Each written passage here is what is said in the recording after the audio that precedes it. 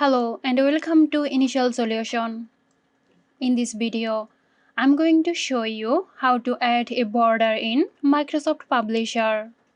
Let's get started.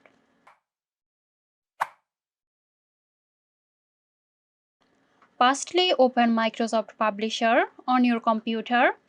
Identify the object, whether it's a text box, picture or the entire page, to which you want to add a border. Click on the object to select it. In the ribbon, at the top of the screen, navigate to the Format tab.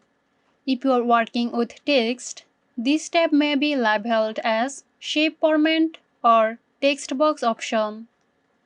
Click on the shape style. You can select the border or click here. Click here and a drop-down menu will appear. Here you can choose the color for your border. You can also select weight to determine the thickness of the border, experiment with different colors and weights to find the style that suits your document. If you want to add a border to the entire page rather than a specific object, go to the Page Design tab. Look for the Page Borders option. Here you can customize the border for the entire page. So that's it.